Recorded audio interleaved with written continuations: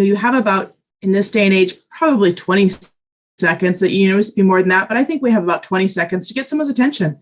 And so if your website has something on it that's going to get their attention right away, whether that's video, whether that's real office photography, whether that's messaging that talks about the practice, something that makes them go, oh, this looks like a cool place to be, or that looks like a trustworthy team, because it's all about building trust. And you have just a few seconds to do that digitally. This is Growth in Dentistry, a dental intelligence podcast where we ask the question, what does growth in dentistry look like to you? I'm Katie Polson, a dental hygienist and your host. Hello and welcome to another episode of Growth in Dentistry. I'm Katie Polson and we're starting a new month with a new theme, which is really exciting and near and dear to our hearts. Here I have, for those of you who are watching video, you can see I have a man next to me. This is Adam Smith, VP of Marketing, and so we're excited to be able to talk about bringing new patients in via marketing this month, and we're going to talk about each segment of marketing every week. So this week, we're really excited to be talking about building your website. And we have none other than a wonderful Angela Byrnes. Got that right? Yeah. Good. Yeah. Roadside Dental. And we're excited to have her. So Angela, go ahead and introduce yourself to these fine people that listen to this podcast. Well, hello, my name is Angela. I'm with Roadside Dental Marketing. I have been with them for about 10 years now. And prior to that, I was in the trenches in actual dental practices. So I spent the first half of my life, please nobody do the math, but I had the first 20 plus years of my life doing everything in the dental practice, from dental, sterilization way back in the day, dental assisting, moved up to the front office management, and then went into consulting. So I've kind of worn all of the hats in the trenches for the dental practices. And so it was a really nice transition to move over into the marketing piece, because that's part of what I loved when I was in the practices, was watch the practice grow and help them market. So it was a great transition to go into marketing and just be able to help lots of practices do what I used to do when I was in the trenches. Yeah, perfect. It sounds a lot like my path as well. So that's really, really great. Okay, so we're going to first talk about a website. I feel like, and I've talked about this before, but it's not like a well-built appliance. You don't buy it and you get one and then you build it and then you leave it for it to sit forever. And then all of a sudden it's 20 years from now, then it just becomes outdated. So for those of you that are looking to revamp your website, maybe you built it probably 25 years ago, this podcast is going to be really helpful for you too. But we live in a day and age where we should know why a website is important, but why is a website important to a dental market, to a dental practice? Everyone is going to check you out online. So many practices tell us that word of mouth is their primary source of referrals still. It's a primary new patient source, and that is likely the case. But 9 out of 10 people that get a word of mouth referral are still going to go check you out online and see if your digital presence matches what their friend just said about your practice.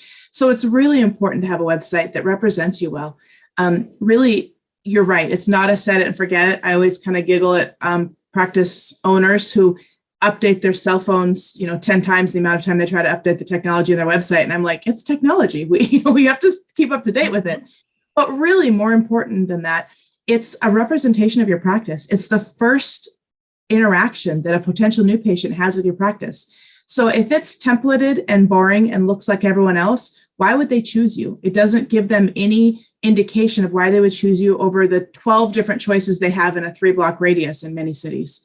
So your website really needs to be more about building trust and saying, this is why we're going to care for you well. This is why you should choose us over the competition. This is how we stand out in our area. So not just this is what we do, but this is why what we do helps you. And so I think that's the big difference between having a website that converts and is a marketing tool versus just having an online billboard or an online brochure. Mm-hmm. Yeah, I love that. I'm writing that down. Why what we do helps you. That's a really big and powerful topic. What do you think some of the common mistakes are that people make when building their website? I think one of the common mistakes is they think that they can go template and generic, and patients don't care, that they won't notice the difference. But that's true. They won't care. They won't care about your practice versus the other templates they saw. So if you want them to, you have about, in this day and age, probably 20 seconds. That it used to be more than that, but I think we have about 20 seconds to get someone's attention. And so if your website has something on it that's going to get their attention right away, whether that's video, whether that's real office photography, whether that's messaging that talks about the practice, something that makes them go, oh, this looks like a cool place to be, or that looks like a trustworthy team, because it's all about building trust. And you have just a few seconds to do that digitally. And then also not using generic wording. I mean, maybe your service pages don't have to be completely custom. If it's a sealants page, okay, you're not going to get a lot of traffic to it. Might not be as important. But the top 5 pages that people are going to, your home page, your Why Choose Us page, your contact page, that needs to be written in patient first language, kind of like what I mentioned before. But in dental sales, they call it what's in it for me messaging. And the same thing needs to be done for your website. What's in it for them? How is your service benefiting them? And why should they care? And that's going to make them choose you over the competition. So the biggest mistake is pop out a generic site. Everything looks the same, stock images, nothing that says anything about, they put in their best dentist in Ohio. Well, what does that mean? Like nothing else except a few taglines that make it sound like the office is great. Patients are just too savvy for that. They don't care. They want to see real interaction and real engagement, because it's kind of like being a fly on the wall, a pictures with 1,000 words. You can look at the office through their website, and if it's done right, go, oh, this looks like the right place for me or my kids or my spouse, or, this was similar to what I was looking for. They need to see that visually and in the messaging. Yeah. I love that you said that. I don't know how many times I've seen the same like family photo dental website. Right. I know right where they got it. They got it from Adobe stock. Right. And Exactly. and if I obviously notice those things, but yeah, you can't assume that patients just aren't going to notice. The other thing that I thought about a lot is it's a way for you to get automatic like rapport with your patients, right? They know who you are. Your rapport with your patient doesn't start when you start talking to the patient in the chair. It starts way before they even show up to the practice, and that starts obviously with social media, what we'll talk about later, but and other ways that you're marketing to them. But website is a huge way for them to understand who you are and what you can do for them. You have anything else to add? Yeah, I kind of wanted to piggyback on that question. You mentioned you've got about 20 seconds to capture their attention. There are different statistics there, and you mentioned some really good ways to capture their attention. What are the biggest no-nos, like total shutoffs to have that are going to just turn people away really quickly? Your barriers to engagement. I think sometimes the website gets so busy that it looks spammy. It looks like a coupon card. They try to put so much information in the first, above the fold, that first little section, that your eyes can't even track what it's trying to tell you. And people just want to click off because, it's just too much. It doesn't tell them, it doesn't build trust. It doesn't make them choose it. It's just like, this looks like a spam card I don't want. So that's one of the biggest things, is trying to overfill what you're putting on your first attention. And then again, not having it be anything that builds trust, making it be very generic and putting what you may think is some catchy tagline that every single practice has. People are just too savvy for that. They don't buy it. So they want to know if you're a pain-free dentist, says who? Who's claiming that? You may be claiming it, but are your patients claiming it? And if they are, how are you proving that out? Where's the testimonial? Where's a great case study? Where's something that proves out the things that you want to say? You're the best dentist. Again, says who? Where's your case study? Where's your proof to really stand behind the claims that you're making and make people want to get to know more about you right away. And that's really the biggest thing, is just make them want to continue to look through the site, because there can be lots of education, lots of proof building throughout the entire site. But if you don't capture their attention in the first few seconds, they're gone. And so, they're not going to get to the other pages to see the cool things you may have put on because it's buried. You want to have build their trust right away. Sure. I love that. I think the clutter, the too much in one pane is a huge issue. It's where am I supposed to start? And by the time you're, depending on what study you look at, 6 to 20 seconds is up. You haven't gotten any into the process of deciding that you want to go there, right? Or deciding that's the right option. And that first, so go ahead. No, you're good. I was going to say, when we build a site, we call it the buyer's journey. So, what is the buyer doing within that? For a buyer, patient, it's all the same thing. What do you want them to do within those first few seconds? Is it continue to scroll? Is it to read more? Is it to click on a button? Is it to book an appointment? What is your ultimate goal for that patient experience, that journey? And that needs to be thought out and strategized. And again, if you're grabbing just a templated site that everyone else has, there's no strategy into what you want for your practice. And maybe it's different services that you want over the competition. Maybe you're wanting to direct them to some particular service that you guys really stand out for, that you really do, that brings in a lot of your new patients. Well, let's talk about that and get them to look more at that service versus just a very generic come see us page. Yeah, I was just going to add that it really only takes about 5 seconds to look at a website in that first section and know, are they a family dentist? Are they an emergency dentist? Are they a cosmetic dentist? And if that's what you want to do, then do more of that. Then that's what needs to be the first thing on your website.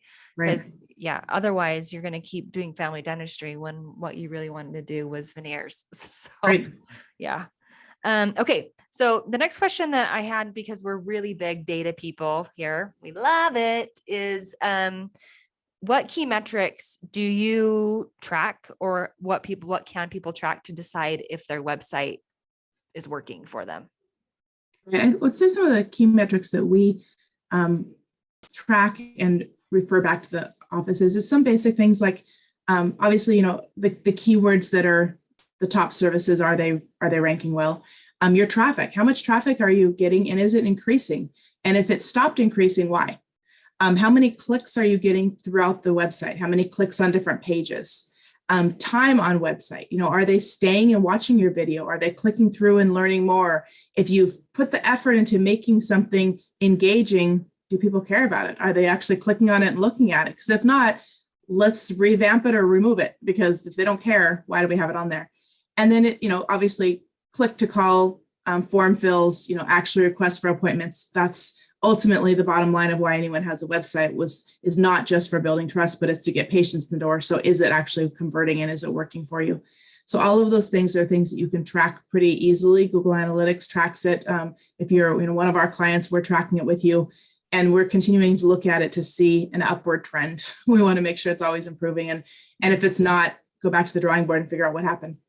Yeah, that's one of the things I really do love about, I love about dental intel and helps practices, but I love about marketing is it's really, it's data and science driven almost. Like let's try this, doesn't work, try a different message, doesn't work, try a different message, try it a different way.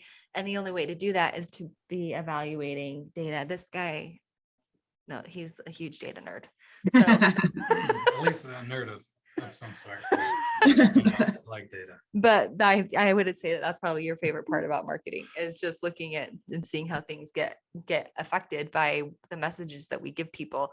And if you're just creating a website and then not looking to see if the blog that you created is converting and people are wanting to read it, are they getting through the whole blog? Are they dropping off like 1 minute into the read? Like, these are things that you should think about. And if it's too much for you to think about, then, maybe you should call Roadside Dental. but it is, the analytics really are a big key to it. So I love that conversation. So I have a question that involves question 1 and 2. You talked about the engagement, the design kind of in question 1, And then the first thing you mentioned in question 2 was the keywords that we're ranking. And a lot of times what I've seen, and I've been in this industry for a long time, is an either or approach, right? You either go after search engine optimization and just try to get as many people to the site as possible, or you go after really good design, and it's hard to really balance a good message and good design with good search engine optimization and good rankings. What does your approach look like to that? Because like I said, I feel like it's a really big imbalance on a lot of agencies. Yeah, there is a little bit of a tightrope that you're walking to get the site to be visually engaging, build trust, and have it optimized well. Because sometimes when people are just going for optimization, then you get the spammy look, or then they, stuff so many keywords that it's not an organic flow to the read, and people lose trust. So, we've been doing this for 22 years. So I think that where we're different is that we're really trying to put the custom approach to it. We're wanting to look at the optimization. We're making sure that that is a huge piece, because ultimately that is what people want as results. But then balancing that with how much text to video ratio, text to photography, how do we get the keywords embedded in a way that still has a natural flow and a natural read to it? It absolutely can be done. It just can't be done as quickly as some templates want to pop it out. So it can be done. It just can't be done. You have to choose. Do you want quality? Do you want results? Or do you want the fast, cheapest thing we can pop up and it's an online brochure? Well, if that's the case, you're going to lose the customization. So it's, it certainly can be done. It just takes a little bit more time on the team's part building it. And so not everyone wants to invest in the time to make it done right. So they choose one or the other, like you said. They either choose pretty with no optimization, or they choose optimized and looks ugly, or they invest in having both. Yeah. One way that I think about it is a lot of people will spend they'll put usually their best person in the front, like the receptionist is the best person in the office. They bubbly and happy, and because it's the first person that the patient sees when they come into the office. And they invest a lot of time into that person, and they invest a lot of money into that. But I want to make sure that's the best person. And as you were talking about that balance between like the creative piece and the customization piece and the SEO piece, like you just going to want to put your best foot forward and take the time. Yeah. Anyway, That's really awesome. good. Yeah. The other two things that we want to really focus on now is new patient and patient retention, and what the website can really help you do that. So first, how does Roadside leverage websites to obtain new patients? Well, again, it's, you want to make sure that your website's optimized properly. You want to make sure that it's ranking, it has the most reach as it can get. You want to make sure that that is visibly appealing. And then, like I mentioned before, that we're going to build trust right away within the first few seconds, because that's all you've got. You want to make sure that on your homepage above the fold, the first thing they're looking at is building trust. And then you really want to highlight, your top services, the treatments that are going to move the needle for the office the most, the ones that they want to see more patients of. Some offices need growth in that they just need quantity of butts in the chair. That's just the reality of how their practice is running. They've got a bunch of providers and they just need influx of people. Other practices are maybe a little more established, and the quantity is not as important to them as the quality. They would rather have a couple of patients that are looking for specific treatments that they do really well versus just a bunch of general new patients. And so, getting to know the practice before the website's built and really highlighting, what can we highlight for your practice that's going to move the needle for you in the way that matters to you guys the most. And then also looking at not only the analytics, but this is where I also love working with Dental Intel, because you can look at specific unscheduled treatment. What are the things out there that the doctors are looking at the most? And then, not looking at the most, the doctors are suggesting the most, and that maybe isn't getting scheduled.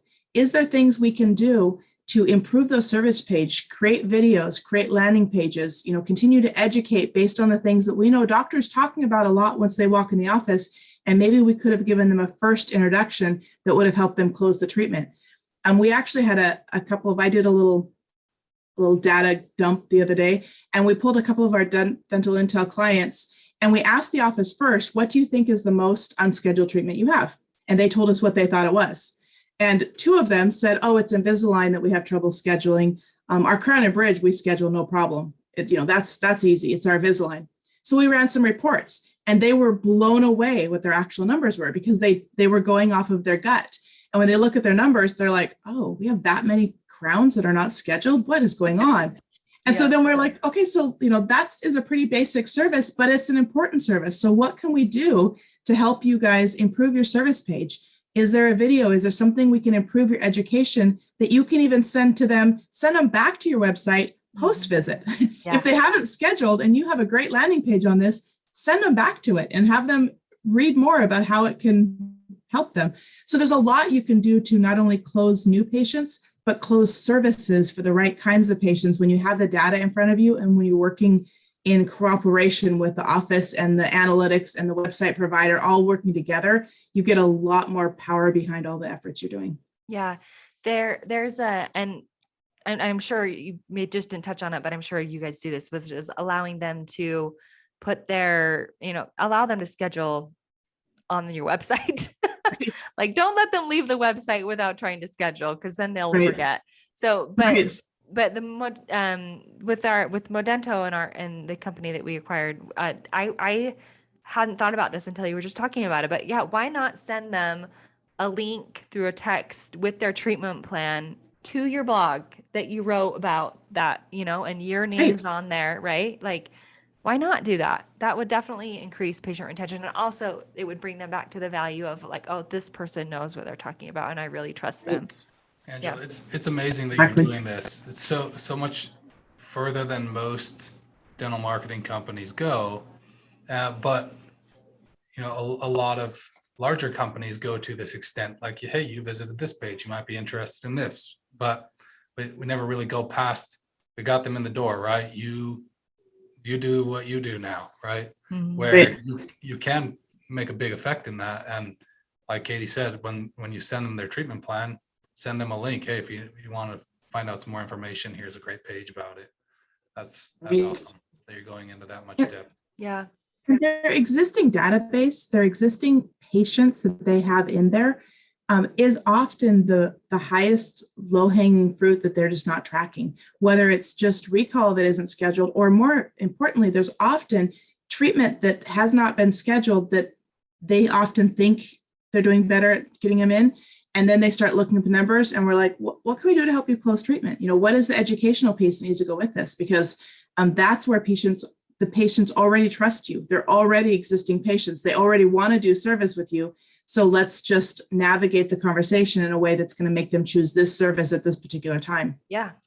Yeah. Cause a $2,000 procedure for a lot of people, that's a lot of money. Most people are going to go home. They're going to think about it for a minute, because that's kind of the responsible thing to do.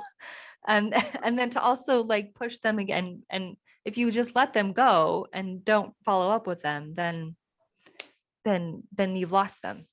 Yeah. And I think a lot of people, especially any of us that are married, have had the experience where the spouse comes home and they say, oh, what did they say? Oh, I don't know, I don't but they know. told me a whole bunch and I need Yes. something done. And Oh my I God. need some test or I need some procedure, but I don't really know what it was. And, the other spouse is like, oh my gosh. Do I need to go to all your appointments with you? I know. And so how often is that happening within our practice? We know a lot where, not to pick on one gender or the other, but, often the spouse comes home and says, oh yeah, I need to get this crown done. I don't remember why. I'm not sure why it needs to be done now, but they said I did, and here's the price tag for it. So, is there a follow-up you can do that explains why it's important to do it now? I mean, if they have a big broken tooth, they know the need of why they're getting it done now. But if they have a crack that isn't hurting them yet, it's the time is right, but they're not feeling it. So what's the education that you can give to explain why you should do it before it splits in half? Why you should do it when you don't feel it yet? And so often that's the piece that the office is maybe educating the patient on really well. So the patient doesn't remember it when they get home. And so they can't translate it to whoever's helping them make the decision. Yeah. And there's a lot of third-party programs out there, I'm not going to call them out, that offer patient education. You can even print off a thing through your practice management solution, but why not let it live in your website? like where they can continue to refer back to it and then schedule through it. Like Or- that's Or that, send them that quick text yeah. message after the appointment. Here's here's a link to the website and a link to schedule, whatever it is, just make that really easy for them so that when they get home and they're saying, oh, I need this work. Oh yeah, this is the procedure they said I needed. Yeah. Because maybe it's not as simple as Invisalign or a crown. Maybe it's a procedure that they don't know how to explain. Yeah. Really good. Well, before anything else, I'm going to ask you my last question. We asked the same question to everybody, and that is, what does growth in dentistry mean to you? So with your marketing background and with your dentistry background, what does it mean to you? Well, for us, I think as an agency, especially, it's finding the best ways to continue to serve our doctors and serve our communities. We're really big on trying to stay up to date with what's going to help our doctors be more successful and how can we partner with them to be more successful. So, in addition, dental intel partnership with Modento and LocalMed, those are some things that we have recommending to our practices to show them how they can know their numbers and how they can be more successful. On our end, we're implementing a new dashboard, I guess, for lack of better words, for all of our clients to help them track their leads, be able to see how to engage with what's going on, to be able to really know their numbers and know their analytics from a website perspective in one spot. Kind of like what Dental Intel is doing for their practice numbers, it's your website numbers. It's just looking at the dashboard and saying, hey, what's working for me and what isn't? And what do we want to invest our marketing dollars in next to move the needle? Because that's ultimately, revenue is the ultimate goal. And so I think for industry growth, the world is always changing with what new platforms and cool gadgets and things that can be platforms available, but staying up with them and knowing which ones do our patients want. We can find all kinds of cool bells and whistles, but if our patients don't like them, it doesn't matter. So what are they going to use? What's the easiest for them to schedule, for them to communicate with us, for them to stay in relationship with us? And then the new patients, what's the easiest way for them to contact us? Do we have a chat feature on our website? Have we activated the Google Business Manager? They have a chat feature, and all the predictions are that they are going to put a lot of weight into it coming up in 2022. They're going to really preference the offices that are keeping that active. So do you have an easy way to monitor your chat from that?